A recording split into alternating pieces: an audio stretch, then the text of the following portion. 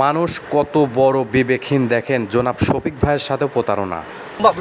এখানে কি গরু আছে মনে হচ্ছে? আমার তো মনে হচ্ছে এখানে গরু নাই, এবং আমি নিজে দেখেছি যে একটা গরু আছে পানার নিচে, মানে রাখি আছে পানা, মানে গরুটা ফুলে পানা মনে করেন 3-4 হাত উপরে উঠে আছে। আমরা সবাই দেখছি দুটো গরু, এবং দুটো গরুরই গন্ধ বেরোচ্ছে ওইদিকে। তার মানে ওই দুইটা গরুই এখানে নাই।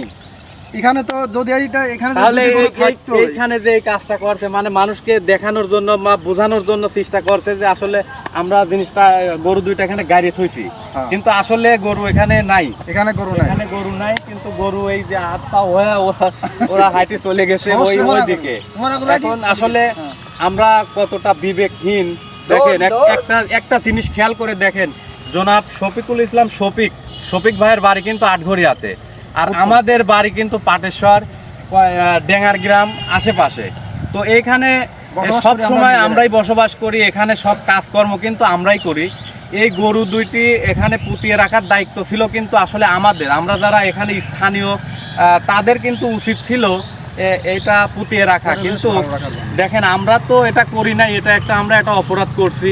আবার শফিক ভাই কিন্তু এই গরু দুইটা পুঁতিয়ে রাখার জন্য 1-2 টাকা না, প্রায় 6 জন মানুষের সারাদিনের হাজিরি দিয়েছে, ঠিক আছে না? 6 জন মানুষের সারাদিনের হাজিরি দিয়েছে, তারপরেও কিন্তু তারা কি করছে, তারা সেই কাজটা কিন্তু সঠিকভাবে করে নাই। তারা এখানে ওই গরু দুইটা মাটি না দিয়ে তারা পানিতে কিন্তু ভাসিয়ে দিয়েছে।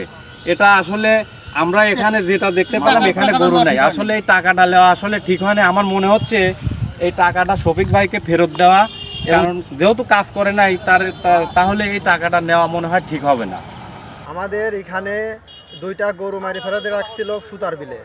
তো কালকে আমার 10টা লিভার ছিল পাট কাটার জন্য। পাট কেটে যখন আমি গাঙেতে নিয়ে আসি আমার লিভারগুলো পানিতে নিয়ে আসার পরে আমরা যখন পাট জাগ দেবো, দেখি যে পানার নিচে 2টা গরু ফুলে উঠছে এবং গন্ধ, ওখানে কাজ করা যায়। শফিক ভাই, আপনি যদি এই ভিডিওটা দেখেন, যারা কাজ টেকা দিচ্ছেন, আপনি তার সাথে একটু কথা বলেন যে আপনারা কেন এই কাজটা করলেন, মানবতার কাজ দেখানোর পরেও কেন এই কাজটা করলো।